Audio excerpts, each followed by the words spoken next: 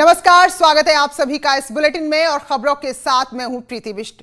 राजभवन के सामने आज धरना देने पहुंचे कांग्रेस के प्रदेश अध्यक्ष अजय कुमार लल्लू और राज्यसभा सांसद पीएल पूनिया, जिन्हें पुलिस ने गिरफ्तार किया है। दिन में करीब 12 बजे अजय लल्लू और राज्यसभा सांसद राजभवन में कार्यकर्ताओं के साथ प्रदर्शन करने पहुंचे। इस दौरान जमकर नारेबाजी हुई, पुलिस से नोकझोंक भी हुई। बाद में पुलिस ने कांग्रेस के प्रदेश अध्यक्ष और राज्यसभा सांसद को गिरफ्तार किया। अजय लल्लू ने कहा है कि पिछले 6 महीने से भी कम समय में 21वीं बार वो गिरफ्तार हुए हैं।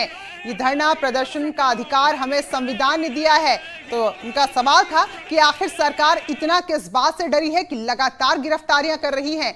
तो उन्होंने ये भी कहा कि भाजपा सरकार सुन लो, लोकतंत्र की हत्या सही नहीं जाएगी। तो पीएल पूनिया नजर आ रहे हैं साथ में, और कांग्रेस के प्रदेश अध्यक्ष अजय कुमार लल्लू, जिनकी गिरफ्तारी हुई तो राजभवन का घेराव करने के लिए जा रहे थे जब इन्हें गिरफ्तार किया गया।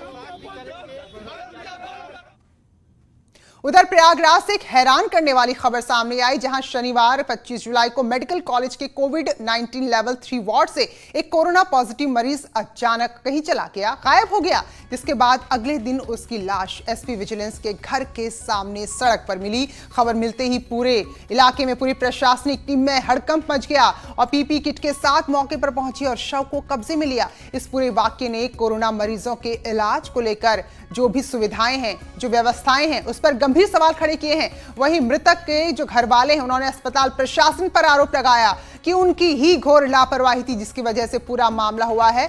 तो कांग्रेस नेताओं ने प्रशासनिक अधिकारियों को इस बाबत एक ज्ञापन भी सौंपा कि पूरे मामले की जांच कराई जाए।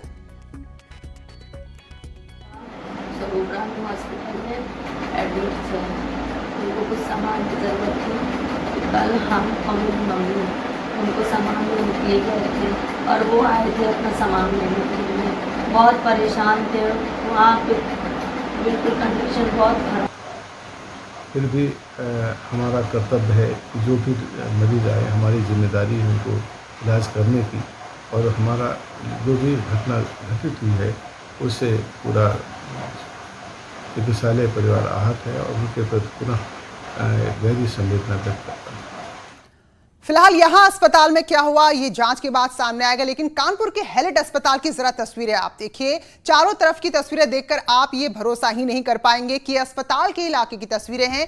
चौतरफा गंदगी का अंबार है। जब 2 दिन पहले ही मुख्य सचिव ने बैठक कर सफाई पर विशेष ध्यान देने के निर्देश दिए थे, ये उसके बाद की तस्वीरें हैं। और कोरोना के मामले लगातार बढ़ रहे हैं। इसके अलावा जो संक्रमित बीमारियों का जो अब दौर है वो भी शुरू हो चला है, लेकिन उसके बावजूद जो पीपी किट है वो भी खुले में जलाई जा रही हैं, जिससे जो आसपास स्वस्थ और सामान्य लोग रह रहे हैं उनके लिए भी अब परेशानी और नई मुश्किल खड़ी हो गई है।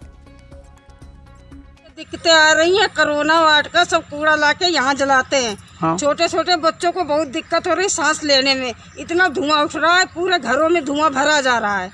कर रहा है यहाँ पे सांसें फूले बच्चे के भी दे, छोटे छोटे बच्चे, हम लोग बैठते हैं, हम लोग की बहुत दिक्कत है। यहाँ शिकायत किए थे, कोई सुनवाई हो नहीं रही है। शासन के निर्देशों का कानपुर के मेडिकल कॉलेज के हैलेट अस्पताल में असर देखने को नहीं मिल रहा है। यहाँ कोविड वार्ड का सारा मेडिकल वेस्ट आप देखिए किस तरह यहाँ फेंका गया और जलाया गया है। यहाँ जबकि पीपी किट देखिए कैसे ठीक सामने जली पड़ी है।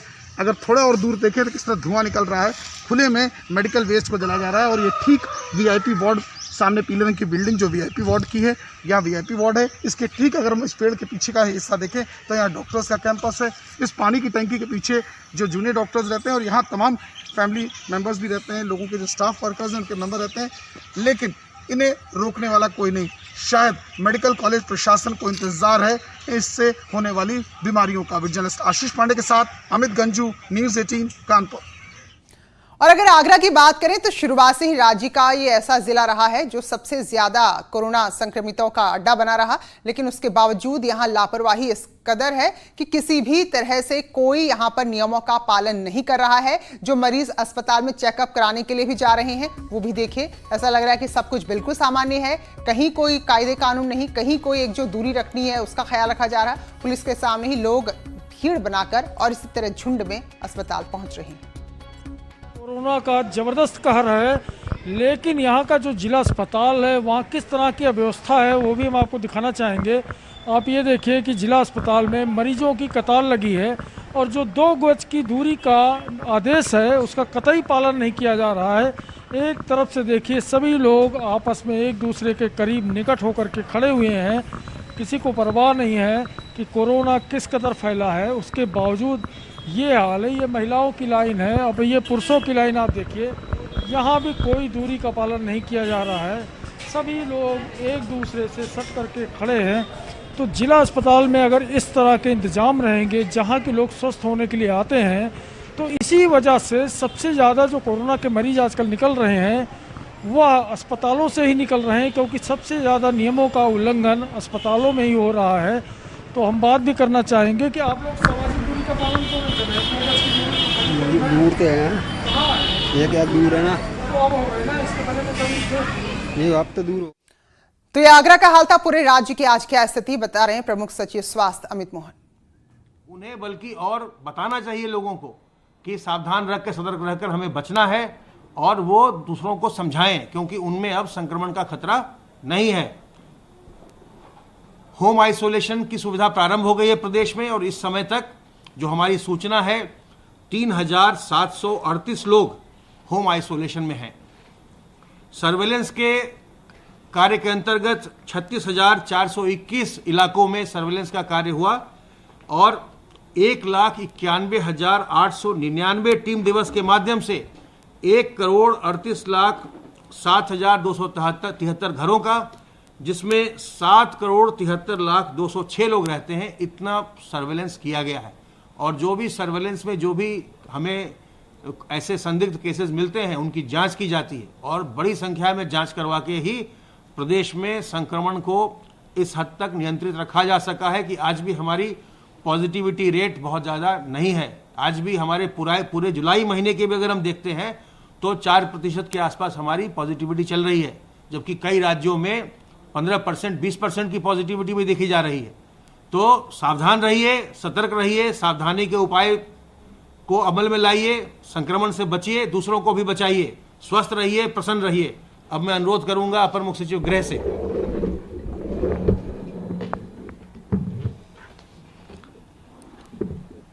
माननीय मुख्यमंत्री जी ने टेस्टिंग की जो क्षमता है उसमें लगातार वृद्धि के निर्देश दिए हैं। उन्होंने निर्देश दिया है कि जो 25 लाख से अधिक के जनपद हैं वहां पर प्रतिदिन 1,500 से अधिक एंटीजन की टेस्टिंग हो और जो 25,000 से कम वाले जनपद हैं वहां पर 1,000 से अधिक की टेस्टिंग हो। उन्होंने RT-PCR टेस्ट जो है 35,000 से ज़्यादा करने का निर्देश दिया है और इसी तरह ट्रूनेट से 2,500 से ज़्यादा टेस्ट करने का निर्देश दिया है और एंटीजन टेस्टिंग इस प्रकार करने का निर्देश दिया है कि 60-65 हज़ार हो जाए, जिससे 1 लाख प्रतिदिन की जो उपलब्धि हुई है उसको पूरा किया जा सके। उत्तर प्रदेश ने जैसा अभी अपर मुख्य सचिव स्वास्थ्य ने बताया 1,06,992 टेस्ट कल किए हैं। आज एक नई लैब जो है नोएडा में उद्घाटित की जा रही है। आदरणीय प्रधानमंत्री जी कर रहे हैं, माननीय मुख्यमंत्री जी उस कार्यक्रम में शामिल हो रहे हैं। इस उपलक्ष्य पर 1 लाख से अधिक टेस्ट करना ये एक कीर्तिमान है और मुख्यमंत्री जी ने कहा है इसको बनाए रखना है। हमारा प्रदेश जो टेस्टिंग कर रहा है, जो प्रदेश हमारा आगे बढ़ रहा है टेस्टिंग में, वो केवल एक अन्य राज्य से अब हम पीछे हैं और यदि हम 60-65-70 हज़ार से अधिक एवरेज टेस्ट करना शुरू कर देंगे तो हम पूरे देश में अग्रणी स्थान पर डे टेस्टिंग में आ जाएंगे। प्रदेश में टेस्टिंग के लिए मुख्यमंत्री जी ने यह भी निर्देश दिया है कि एंटीजन टेस्ट के लिए हर जनपद में व्यवस्था जब हो तो वहां पर व्यापक रूप से जगह जगह टेस्टिंग की टीम्स को ट्रेन किया जाए। कोई भी व्यक्ति इसमें अपना स्वतः भी टेस्ट करा सकता है। जब डोर टू डोर सर्वे हो तो साथ ही साथ जहां भी संदिग्ध कोई व्यक्ति मिले उसके लिए वहीं मौके पर ही टेस्टिंग अगर करा दी जाएगी तो बहुत अधिक समय में बचत होगी। तुरंत जो है लोगों को कोविड पॉजिटिव होने पर आइडेंटिफाई किया जा सकेगा, उनको जो राहत दी जानी है, हेल्थ एडवाइस दी जानी है, उनका जो मेडिकल सुपरविजन शुरू करना है वो शुरू हो सकेगा। पूरे प्रदेश में टेस्टिंग की इस क्षमता को और आगे बढ़ाने के लिए अब और भी नई लैब्स जो है मेडिकल एजुकेशन डिपार्टमेंट और मेडिकल एजुकेशन स्टैब्लिश कर रहा है। टेस्टिंग की क्षमता में वृद्धि से निश्चय ही लाभ इस प्रकार मिला है कि पूरे प्रदेश में अब हर जनपद में व्यापक रूप से टेस्टिंग की जा रही है। माननीय मुख्यमंत्री जी ने औद्योगिक विकास आयुक्त एवं अपर मुख्य सचिव स्वास्थ्य को कल 28 जुलाई को बरेली और मुरादाबाद जनपद जाने के लिए निर्देश दिए हैं। वहां की स्वास्थ्य सेवाओं को समीक्षा करने का निर्देश दिया है। मुख्य सचिव, अपर मुख्य सचिव चिकित्सा शिक्षा एवं अपर मुख्य सचिव ग्राम विकास एवं पंचायती राज को मंगलवार को आगरा और अलीगढ़ जाने के लिए निर्देशित किया है। और मुख्य सचिव ने अभी कल ही परसों में कानपुर, प्रयागराज, मिर्जापुर और झांसी मंडलों का समीक्षा करके अपने निष्कर्ष दिए हैं। डोर टू डोर सर्वे के लिए, कॉन्टैक्ट ट्रेसिंग के लिए, संक्रमण की दृष्टि से संदिग्ध पाए जाने वाले व्यक्तियों का रैपिड एंटीजन टेस्ट, एम्बुलेंस की व्यवस्था, L1, L2, L3 अस्पतालों की व्यवस्था, मेडिकल कॉलेज में सभी चिकित्सालयों में डॉक्टरों के राउंड, होम आइसोलेशन आदि की जानकारी के लिए ये रिपोर्ट संबंधित वरिष्ठ अधिकारी फील्ड में जाकर देंगे। मुख्यमंत्री जी ने कोविड चिकित्सालयों की व्यवस्था के चुस्त दुरुस्त बनाने के लिए यह भी कहा है कि L1 में कम से कम 50% बेड पर ऑक्सीजन की व्यवस्था कराई जाए। L2 चिकित्सालयों में सभी बेड्स पर ऑक्सीजन रहे, कुछ अगर संभव हो तो वेंटिलेटर भी लगा दिए जाए और L3 बेड्स पर ऑक्सीजन और वेंटिलेटर की उपलब्धता जरूर हो जाए। टीवी कैमरे से, CCTV से जो है सभी की जो है निगरानी की जाए और हर हालत में कहीं भी किसी भी पेशेंट को कोई कठिनाई ना हो। L1, L2, L3 चिकित्सालयों में आवश्यकता अनुसार बेड में वृद्धि करने का भी निर्देश दिया है। कोविड फंड से वेंटिलेटर्स का क्रय, कोविड फंड से जो है और भी जो नेजल फ्लो के लिए जो है रैपिड नेजल फ्लो के लिए भी जो मशीनें आती हैं उसका भी खरीदने का निर्देश उन्होंने दिया है। होम आइसोलेशन के मरीजों से निरंतर संवाद बनाया जाए। कंटेनमेंट जोन में होमगार्ड, PRD के जवान लगाए जाए, NCC के कैडेट लगाए जाए और बचाव के लिए जागरूकता बढ़ाई जाए। ये निर्देश मुख्यमंत्री जी ने दिए हैं। जो माइग्रेशन के आधार पर लोग आए हैं उनको सेवा नियोजन कार्यालयों को सक्रिय करके उनको जो भी संबंधित राहत है वो देने का भी निर्देश दिया गया है और सभी जनपदों में बाढ़ से जो है कार्य सुनिश्चित करने के लिए, बाढ़ के प्रति और जागरूक रहने के लिए, बाढ़ राहत के लिए और काम करने का निर्देश दिया है। कल 26 जुलाई को जो समीक्षा हुई है स्वच्छता अभियान की, उसके अंतर्गत 58,781 पंचायतों में कुल 1,20,000 राजस्व ग्रामों में जो अभियान दिवस में एक सफाई अभियान चलाया गया वो 81,476 गांव में चलाया गया और करीब 1,23,445 आदमी इनमें नियुक्त किए गए। नगरीय क्षेत्र में 617 वार्ड्स में 617 निकायों में 11,031 वार्ड्स में 25 तारीख को करीब 4,027 ट्रक कूड़ा नगरीय निकायों से निकाला गया और 26 तारीख को 4,457 जो है ट्रकों से कूड़ा निकाला गया। ये बहुत बड़ी संख्या में कूड़ा नगरीय क्षेत्रों से हटाया गया है। अब जो विशिष्ट सफाई अभियान लगाया गया है नगरीय क्षेत्र में तो 11,026 वार्ड में 94,218 लोगों को लगाया गया है। 10,079 वाहन लगाए गए हैं। करीब 24,016 स्थल ऐसे हैं जो गार्बेज फ्री यानी जो वहां गार्बेज मुक्त कराए गए हैं और लगभग 11,895 मैट्रिक टन कूड़ा इकट्ठा करके हटाया गया है। 6,756 जो है वार्डों में फॉगिंग की कार्रवाई की गई है और एंटी लार्वा की कार्रवाई 7,452 वार्ड में किया गया है। अतः आप देखेंगे कि सैटरडे और संडे में सफाई अभियान पर विशेष बल ग्रामीण और शहरी क्षेत्र में दिया गया है।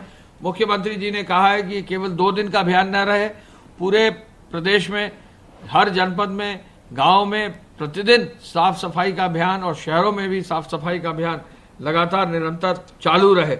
188 के अंतर्गत 1,52,742 FIR दर्ज करके 3,22,277 लोगों को बुक किया गया है। 65,000 से अधिक वाहन सीज किए गए हैं।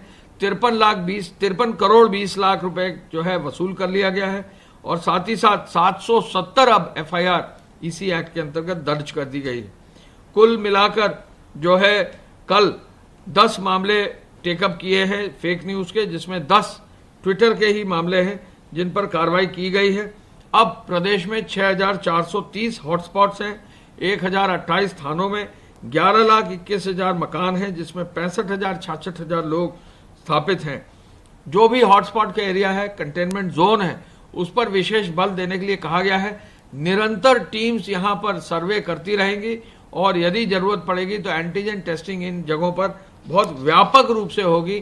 कोई भी व्यक्ति जो है निःशुल्क अपनी जो है एंटीजन टेस्टिंग करा सकता है। हम ये जरूर कहना चाहेंगे कि ये जो पूरी टेस्टिंग की क्षमता का जो कार्य हुआ है, ये एक अभूतपूर्व कार्य है और निश्चय ही आगे आने वाले समय में इस कार्य को आगे बढ़ाने के लिए हर विभाग से खूब मजबूती से काम किया जाएगा। स्वास्थ्य के साथ साथ मेडिकल एजुकेशन, नगर निगम, जिला प्रशासन, पुलिस, सबका सहयोग लेकर एक टीम के रूप में हम प्रदेश में टेस्टिंग की क्षमता हर जनपद में बढ़ाएंगे और प्रदेश पूरे देश में टेस्टिंग में भी अग्रणी स्थान पाएगा। धन्यवाद। जय हिंद। तो जिस तरह से अभी प्रेस कॉन्फ्रेंस में भी बताया गया, प्रधानमंत्री नरेंद्र मोदी आज शाम 4:30 बजे नोएडा, मुंबई और कोलकाता में कोरोना जांच केंद्रों का शुभारंभ करने वाले हैं। प्रधानमंत्री वीडियो कॉन्फ्रेंसिंग के जरिए इन केंद्रों का शुभारंभ करेंगे। साथ ही वीडियो कॉन्फ्रेंसिंग के जरिए ही इसमें पश्चिम बंगाल की मुख्यमंत्री ममता बनर्जी, उत्तर प्रदेश के मुख्यमंत्री योगी आदित्यनाथ और महाराष्ट्र के मुख्यमंत्री उद्धव ठाकरे भी शामिल होंगे। तो नई लैब जिनका शुभारंभ आज प्रधानमंत्री करने जा रहे हैं।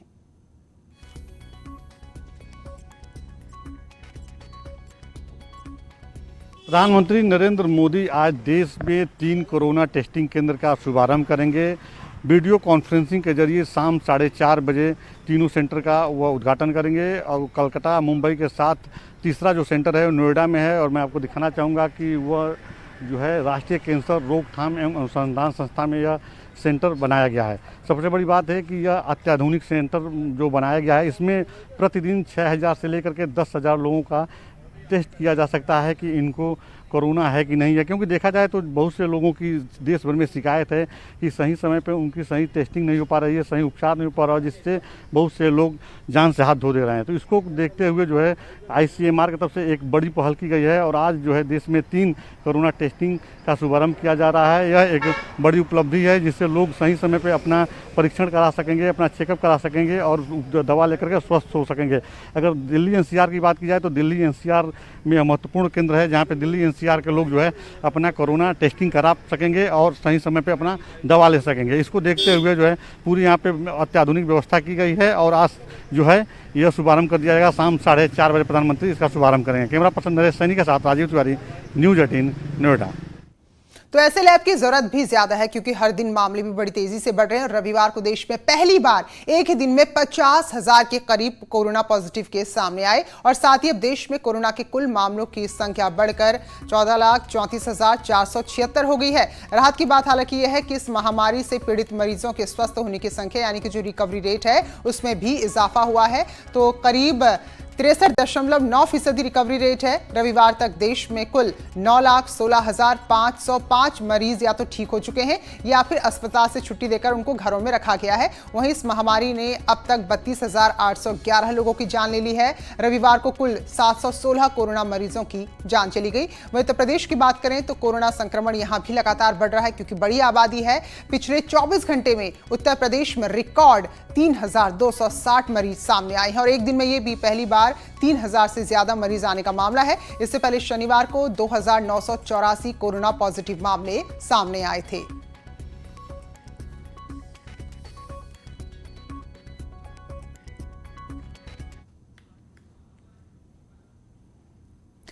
पांच अगस्त को अयोध्या में राम मंदिर का शिलान्यास किया जाएगा जिसके भव्य आयोजन की तैयारियां भी बेहद भव्य हो रही हैं। चाहे आम नागरिक हो, साधु संत हो, सभी लोग इसकी तैयारियों में जुटे हैं। तो हर कोई यही मान रहा है और यही प्रार्थना कर रहा है कि उनके जीते जी भगवान श्री राम के मंदिर का निर्माण कार्य पूरा हो और वो अपनी आंखों से इस मंदिर के दर्शन कर पाएं। तो अयोध्या में दशरथ महल, जगन्नाथ मंदिर समेत तमाम मंदिरों को सजाने संवारने का कार्य शुरू हो चुका है और धार्मिक जो आयोजन होने हैं उसका शुभारंभ 3 अगस्त से हो जाएगा।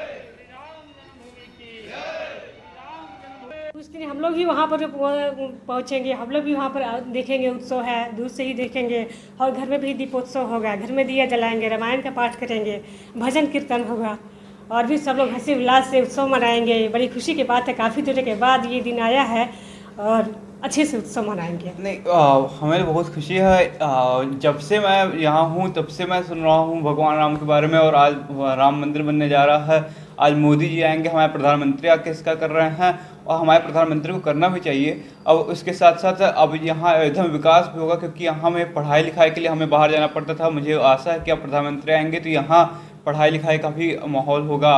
हम तो बहुत दिन से इंतज़ार ही कर रहे थे कि कब भगवान जी टेंट से निकल के एक अपने भवन में जाएं। आज वो दिन आ गया है कि जब उनका अपना मंदिर होगा जहाँ पे हम लोग अच्छे से दर्शन कर पाएंगे। तरीके की तैयारियां यहाँ पर मंदिरों में हैं, क्या किस तरीके का अनुष्ठान होगा मंदिरों में जब रामलला के लिए भूमि पूजन होगा। हमारे साथ बात करने के लिए और जगन्नाथ मंदिर के पीठाधीश्वर हैं राघवदास जी, और अब इनसे बात करते हैं किस तरीके की तैयारियां यहाँ पर की जाएंगी। महाराज जी, किस तरीके की तैयारियां की जाएंगी रामलला के परिसर को लेकर? हाँ, भूमि पूजन को, भूमि पूजन को लेकर के हमारे यहाँ जो तैयारियां हैं, वैसे भी श्रावण उत्सव चल रहा है। ठाकुर जी झूला झूल रहे हैं, पूर्णमासी तक कोष्ठ होते हैं, 3 आवरण होते हैं, तो वो हो जाएगा। और हम लोगों की जो तैयारी है वो हम अपने श्री जगन्नाथ पीठ को 3 तारीख को हमारे यहाँ रामचरितमानस का पाठ और भगवान नाम संकीर्तन बैठ जाएगा। 5 महात्मा, हनुमान चालीसा और राम रक्षा स्तोत्र। तो इससे जुड़ी हर खबर हम आपको दिखा रहे हैं। और अब जो तस्वीरें आपको हम दिखाने जा रहे हैं वाकई बहुत ही विशेष तस्वीरें हैं। तो रामलला की पोशाक भी अब तैयार होने लगी है और परिधानों को बनाने का काम शुरू हो चुका। देखिए कितने खूबसूरत रंगों के साथ ये वस्त्र तैयार किए जा रहे हैं और जो दर्जी हैं वो जोर शोर से सिलाई के काम में लगे हैं और एक से बढ़कर एक खूबसूरत रंगों के परिधान तैयार हो रहे हैं। कि उस टेलर जो हैं, जो कपड़े सिलते हैं भगवान राम के, सालों से सिलते चले आ रहे हैं, कई पीढ़ियां सिल रही हैं उनकी दुकान पर हम आए हुए हैं और यहाँ पर भी बहुत तेज़ी से काम चल रहा है। हालांकि ऐसा कहते हैं कि भगवान राम दिन के हिसाब से कपड़े पहनते हैं, इसलिए हर दिन जो होता है वो बेहद खास होता है। लेकिन सबसे ज़्यादा खास दिन वो होने वाला है जब राम मंदिर का शिलान्यास होगा और राम मंदिर के निर्माण का जो काम है वो शुरू हो जाएगा। उस दिन के लिए खास कपड़े तैयार करवाए जा रहे हैं। उस खास पोशाक में क्या ऐसा होगा जो उसको खास बनाएगा, इसके अलावा रंग कौन सा होगा, चूँकि ये कहा जा रहा है कि हीरे मोती जड़े होंगे उसमें, नवरत्न जड़े होंगे उसमें, तो वो नवरत्न कौन कौन से होंगे और हर नवरत्न की अपनी भूमिका क्या है।